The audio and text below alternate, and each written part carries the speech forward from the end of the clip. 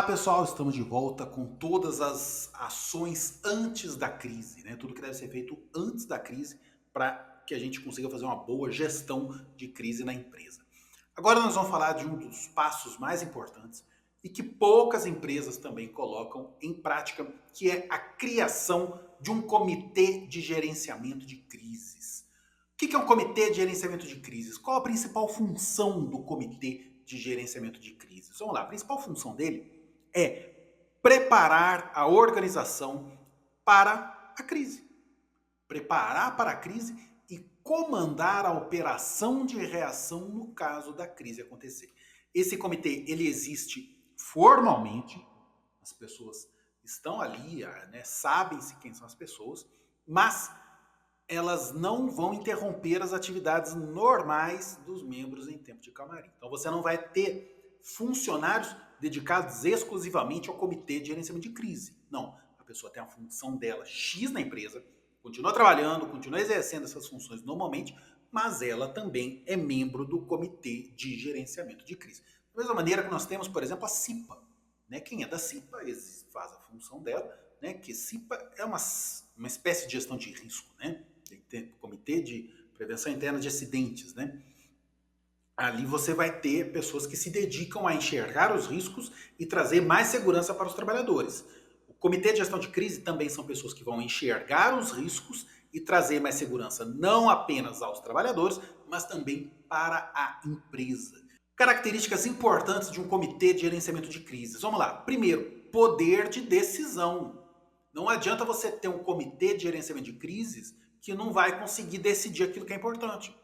Que não vai poder chegar para a engenharia e falar assim, olha, nós sabemos, nós entendemos, vimos e conseguimos já provas e evidências, né, de que esse parafuso X está sendo mal colocado. Nós precisamos de uma solução para que seja feito de outra maneira esse parafuso que evite acidentes, que vão trazer crises para a nossa empresa, evitar fazer um recall, por exemplo. Então, ele tem que ter esse poder de decisão. De hora que ele chegar lá para a engenharia olhar e falar assim, realmente, nós precisamos fazer. E não, a engenharia dá uma banana, fala assim, não tô nem aí para esse comitê, não, bando de ninguém entende nada, tal, puxa saco, some da minha frente. Não, tem que ter poder de decisão das coisas da empresa, das coisas que ele faz, obviamente, não é um poder paralelo na empresa, mas ele precisa minimamente ter o poder de agir. A partir do momento que ele fez lá a auditoria de vulnerabilidades e constatou vários sinais de alerta, ele precisa agir, mostrar e falar assim, cara, isso daqui tá errado, precisa ser feito algo para evitar uma crise, evitar um problema maior. Ele precisa ter uma estrutura enxuta, ágil e flexível. Não adianta a gente ter um comitê de gestão de crise que não consegue trabalhar.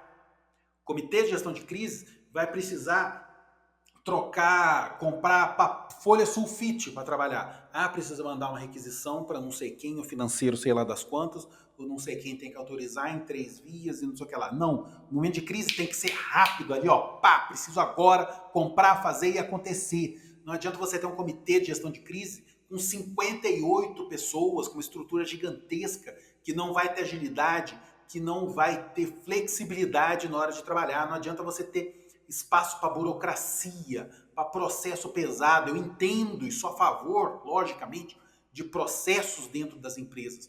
Mas o comitê de gestão de crise, principalmente durante uma crise, precisa ter um funcionamento ágil, precisa funcionar de uma maneira diferente do resto da empresa. Não adianta ele ser uma estrutura pesadíssima que não vai conseguir trabalhar. Ele precisa ter funções pré-definidas. Eu vou falar daqui a pouquinho do que a gente precisa das pessoas, né? O que elas têm que fazer lá dentro. Mas não é na hora da crise pegar, peraí, gente, quem que vai escrever o release? Peraí, galera, quem que vai dar entrevista? Não. Tudo isso já tem que estar pré-definido antes. Teve um empate aqui. Nosso comitê de gestão de crise tem 6 pessoas. Quem vai desempatar? Quem vai liderar o comitê de gestão de crise? Quem vai liderar durante a crise? Tudo isso tem que ser sabido antes da crise. Liderança própria. É muito importante que seja uma pessoa que vai ter autonomia, que vai ter respaldo, que vai ter liberdade para transitar entre os setores da empresa. Que na hora de chegar para a engenharia e reportar o problema do parafuso, essa pessoa seja respeitada pelas que estão lá. O comitê de gestão de crise tem que trabalhar antes da crise. Não adianta durante a crise, a hora que pau já tá comendo, a galera sentar na mesa e falar assim, agora, o que eu vou fazer? Pelo amor de Deus, que desespero. Não. Antes da crise, ele já tomou as decisões, ele já pensou no plano de comunicação, já pensou no plano organizacional. Como eu disse agora há pouco, é o momento de executar. Então, o Comitê de Gerenciamento de Crise vai ter muito trabalho antes da crise e não durante a crise. Premissas básicas do Comitê de Gerenciamento de Crises. Primeiro, grupo reduzido, igual eu falei, não adianta você ter um comitê de gestão de crise que tem 64 pessoas trabalhando lá, né? Boa parte desconhecida da empresa. Então, grupo reduzido, vou falar sobre essa estrutura ideal. É um grupo que tem que ter agilidade, tem que ter liberdade de ação, então vamos trabalhar rápido, resolver o problema rápido, vamos acionar coisa tal, da maneira tal, porque a crise está funcionando. Nós precisamos resolver o problema do parafuso agora, porque já tem um caso lá no estado X, lá em Santa Catarina, já temos um caso de um carro que deu problema e nós sabemos que é em função desse parafuso mal colocado. Então tem que ter agilidade para resolver e liberdade para agir. Tem que ter suporte da diretoria, igual eu dei o caso aqui dei o exemplo aqui do caso do parafuso, né? A hora que a diretoria de engenharia não chegar e rir, fala assim, cara, mas o cara lá da contabilidade está querendo trocar o parafuso? Não, tem que ter suporte da diretoria. Se o caso for levado para a diretoria fique a favor do Comitê de Gerenciamento de Crises. Não adianta você ter um comitê sem suporte para agir, que na hora de agir vai ser piada, que a galera vai rir, que a galera não vai levar a sério e não vai conseguir trabalhar. O Comitê de Gerenciamento de Crises também tem que ter disponibilidade. E isso é muito complicado, porque ele vai ter que ser ouvido nos momentos em que ele não escolhe. A crise não escolhe momento para existir. Então tem que ter disponibilidade do comitê e tem que ter autonomia, que vai muito ali perto da liberdade de ação e do suporte da diretoria. Nós precisamos mudar isso. Olha, aconteceu coisa tal, nós precisamos falar agora com a imprensa e nós vamos falar coisa tal. Olha, o CEO vazaram tweets antigos dele com teor racista. A autonomia do comitê é de chegar para o CEO e falar assim, cara, nós precisamos, a decisão aqui foi que você vai publicar um vídeo pedindo desculpa. E o CEO vai atender e vai gravar esse vídeo pedindo desculpa, ou vai recomendar a demissão do CEO, e aí a diretoria vai ter que entender o que vai ter que fazer, mas essa autonomia para, inclusive, para aconselhar as melhores tomadas de atitude. Estrutura do comitê de gestão de crise. Obviamente tem que ter um coordenador, um C-level, lógico, tem que ser um C-level, com bom trânsito na empresa, que com, né, ou seja, isso significa que ele consiga rodar a empresa, ser respeitado entre os pares, ter credibilidade e esse poder de decisão. Então, entre as pessoas, e aí o Comitê de Gerenciamento de Crises, ele é formado como? Muitas vezes de maneira voluntária. Quem quer ser, põe o dedo aqui que já vai fechar. Indicação. Né? Às vezes o CEO vai virar e falar assim, fulano, vai ser você o coordenador do comitê, nós queremos te convidar, tal, né? Mas tem que ter a função do coordenador, inclusive, né? Eu falei lá atrás que as funções têm que ser pré-definidas, inclusive em caso de empate. Quem desempata? Desempata o coordenador do comitê. Teoricamente é a pessoa mais bem treinada, né? Mais experiente para aquilo ali. Então é importante que seja alguém com cargo de diretoria, né? Não pode ser o cara que aperta o parafuso, mas o diretor a quem o cara que aperta o parafuso se reporta. Então essa pessoa que seja conhecida, que tenha credibilidade, não pode ser aquele babaca. Ih, é o babaca do RH, que é o coordenador. Nossa, ninguém gosta dele, ele trata todo mundo mal. Esse cara não pode ser. Tem que ser um cara com trânsito e credibilidade dentro da empresa. Tem que existir o porta-voz. E é preciso conhecer o porta-voz, que esse sujeito vai ser a cara da empresa durante a crise. E a pessoa que será o porta-voz é a pessoa que mais precisa de treinamento. É uma função primordial durante uma crise.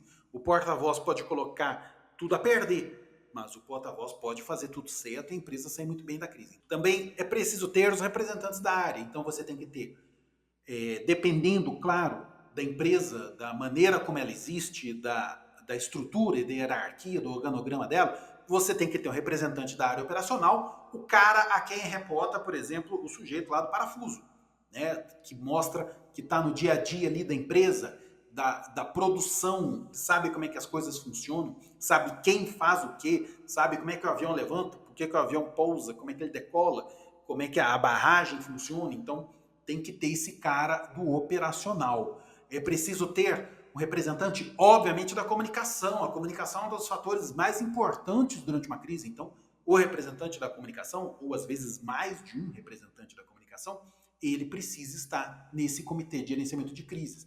Assim como o representante jurídico. Vamos falar porque vai dar fight aí, vamos ter embates entre comunicação e jurídico, mas tem que ter alguém para dar o respaldo, virar e falar assim, cara, isso a gente não pode falar. Cara, isso aqui vai para esse lado aqui.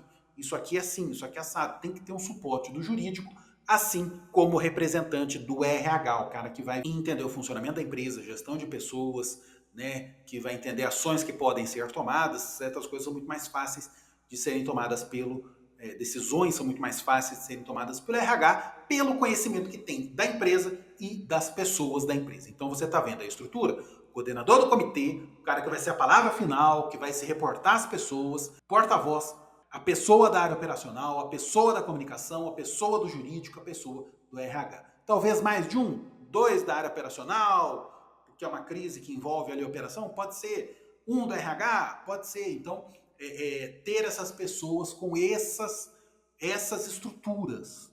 É importante ter pessoas que representem todas essas áreas da empresa. Ah, mas minha área não tem o RH. Lógico, então você não vai ter alguém do RH. Mas você vai ter o cara do jurídico. Ah, mas minha empresa não tem um jurídico. Dependendo da crise, é importante que você tenha um advogado, contrate algum escritório de advocacia, alguma coisa ali para te ajudar a gerir essa crise. E aí muita gente falou, porta-voz, comunicação, blá, blá, blá, tal. E o CEO da empresa?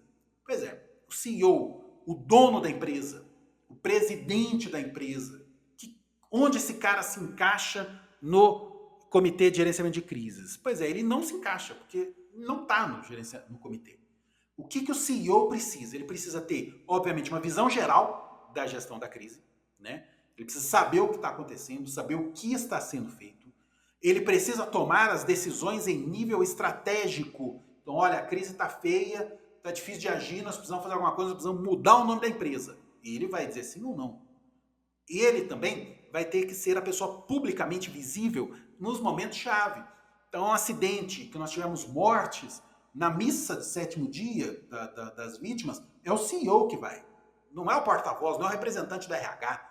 Não, é o CEO que vai estar lá fazendo a cara da empresa num momento chave, num momento importante, para ter ali, demonstrar empatia da empresa, demonstrar que a empresa está ao lado das vítimas, das pessoas que sofrem em função dessa crise. Então o papel do CEO é muito mais figurativo do que estar ali participando das reuniões, da reunião de preparação, da reunião semestral que você vai ter de gerenciamento de crise. O papel do CEO é diferente nesse caso. O papel do CEO é muito mais em nível estratégico na decisão lá em cima do que na decisão pequena aqui embaixo. Afinal de contas, gente, alguém precisa conduzir a empresa.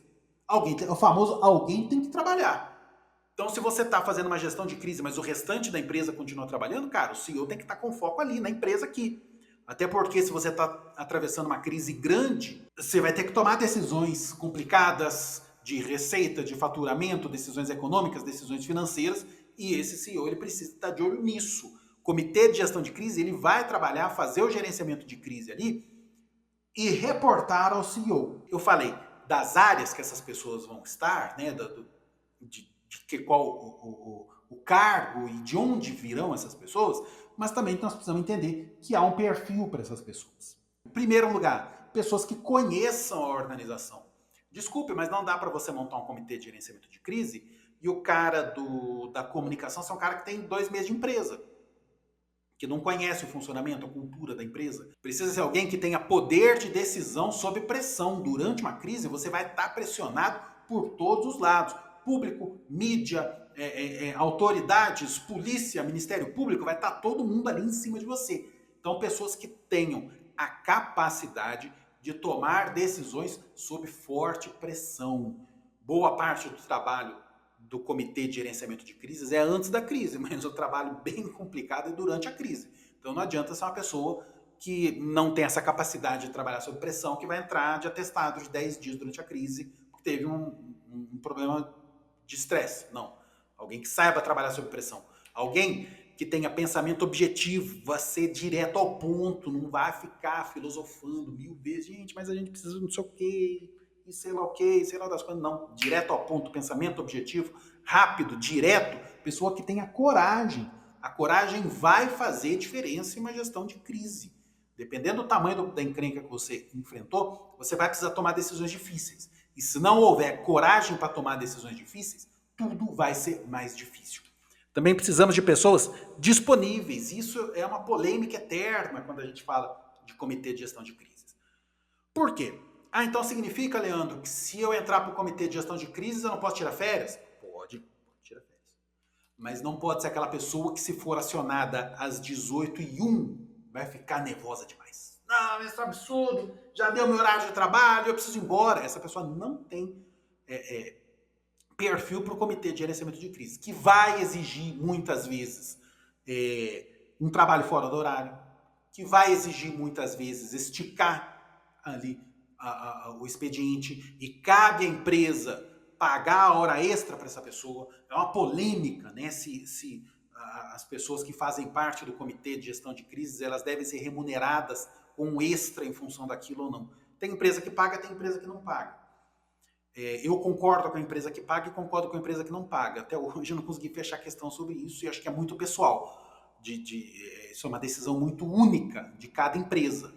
Mas, se o cara que o horário dele termina às 18 e a reunião do comitê de gerenciamento de crises começa às 19, possivelmente vai até às 21, esse cara tem que ser remunerado pelas 5 horas extras que ele fez. Pensei que eu sou de humanas, tá, gente? 5 horas extras que ele precisou fazer. Ele tem que ser remunerado. Então tem que haver pessoa disponível, mas que não seja uma dor de cabeça para ela. Pode ser aquela pessoa que vai para o sítio no final de semana, onde não pega telefone, talvez, e aí o cara vai aparecer só na segunda de manhã, talvez essa pessoa não tenha perfil para fazer parte de um comitê de gestão de crises, porque as crises não escolhem hora e nem dia para acontecer. Pessoas que tenham credibilidade, o babaca da empresa que ninguém gosta não serve para trabalhar no comitê de gerenciamento de crises. O cara que tomou uma decisão errada lá atrás, que fez uma besteira gigante, que impactou nas vendas, que impactou no resultado, na reputação da empresa, talvez também não sirva. Então, escolha pessoas que tenham trânsito, credibilidade e respeitabilidade entre os pares para fazer parte do comitê de gerenciamento de crises. Lembrando que esse comitê de gerenciamento de crises, ele precisa ser de conhecimento das pessoas da empresa, né? A existência do comitê, o nome dos participantes, as pessoas têm que saber quem é. Por quê? Porque elas precisam saber a quem reportar em caso de foco de alerta. Não adianta, o comitê de gerenciamento de crises não é um grupinho fechado de meia dúzia, que ninguém sabe quem é, secreto. As pessoas se cumprimentam por códigos. Não, a empresa precisa saber quem são essas pessoas. Porque a hora que o cara encontrar um sinal de alerta, ele sabe a quem falar. Porque às vezes ele falou com o chefe dele e o chefe se enquadra naquele perfil de ser meio babaca. Ah, por que você está falando isso? Quem que você pensa que você é? Tal, e o cara vai direto no comitê de gerenciamento de crises. Então, precisa saber quem é, o que elas fazem e de que jeito elas devem ser acionadas. A maior parte do trabalho do comitê de gerenciamento de crises é durante a calmaria. Durante a crise é o trabalho mais difícil, mas em época de calmaria é onde eles vão fazer a revisão dos procedimentos, a revisão dos riscos, entender se os riscos mudaram, se novos riscos apareceram. Então, às vezes, você consegue tomar uma decisão que vai acabar com um risco ali, mas outro ali apareceu. Você precisa ter conhecimento daquele outro também. Checagem de vulnerabilidades é o que vai fazer isso. Então, essa checagem de vulnerabilidades tem que estar sendo feita o tempo todo, e é na época da calmaria que você vai encontrar essas respostas que a checagem busca. Cultura de crise. Cabe ao comitê de gerenciamento de crises manter na cabeça das pessoas essa cultura de crise. De cara, qualquer ação sua aqui dentro e muitas vezes fora da empresa pode ocasionar uma crise aqui dentro. Então, criar a cultura de crise, isso em época de calmaria, e isso é o tempo todo. Reuniões trimestrais ou semestrais. O comitê de gestão de crise não vai se reunir uma vez e acabou e tchau. Não. Se eu preciso fazer novas checagens, se eu preciso fazer revisões dos procedimentos, se eu preciso estar atento às coisas que estão sendo feitas, eu preciso me reunir. E aí vai depender do tamanho da empresa, da maneira como a empresa se expõe ao risco, né? Como eu disse, uma companhia aérea está muito mais exposta ao risco. Então, ali talvez uma reunião mensal, né? Mas é normal que as empresas tenham reuniões trimestrais, tenham reuniões semestrais, que eles se reúnam o tempo todo para justamente fazer revisão de procedimentos, entender novas questões, né, novos protocolos ou protocolos que já não estão dando certo, novos riscos que apareceram, e também criar treinamentos constantes. As pessoas precisam estar treinadas. O comitê de gerenciamento de crise precisa passar por treinamentos constantes para entender o que mudou, para entender o que eles devem fazer e como eles devem trabalhar, mas também treinamentos com as pessoas, treinamentos com os funcionários, simulações de crise. Tudo isso ajuda a esse terceiro item aí, que é a criação da cultura de crise. Quando você está treinando as pessoas, fazendo simulações de crise, trazendo cenários de crise para as pessoas pensarem sobre isso, você está criando essa cultura de crise que ajuda a evitar a crise. Então, o treinamento deve acontecer o tempo todo. O porta-voz, por exemplo, tem que ser treinado o tempo todo, passar por reuniões periódicas. Eu vou falar de porta-voz no próximo módulo. Vamos passar para a dinâmica? Primeira dinâmica do nosso treinamento, igual eu te falei. Nós vamos trabalhar a correção dessa dinâmica que você vai fazer. Eu não sei quando você está assistindo, aonde você está assistindo, mas você vai ter contato comigo através das correções. A regra é simples. Até 2 meses após a compra do seu curso, você pode me enviar essas questões, a resolução dessas dinâmicas, quais ideias você teve nessa dinâmica, e a gente vai trocando uma ideia, mostrando, o caminho é esse, o caminho não é esse, faça isso, faça aquilo. Essa primeira dinâmica fala mais sobre você, sobre a sua empresa. É o momento de você olhar para dentro da sua empresa e me dizer, e aí, onde você trabalha? Primeiro, obviamente, você vai ter que me situar, né? Mas me situando onde você trabalha, o que você faz, quais são os riscos do seu negócio, em quais crises ele seria afetado e como ele seria afetado. Então você vai me mandar resposta para isso. Olha, eu trabalho na empresa tal, os principais riscos aqui que a gente corre. Esse. Se isso acontecer, a crise tal acontece. Se isso acontecer, coisa tal acontece. Né? Como ele seria afetado por uma dessas crises. Mande tudo isso, a gente vai trocar uma ideia na nossa primeira dinâmica do treinamento Gestão de Crise Prática.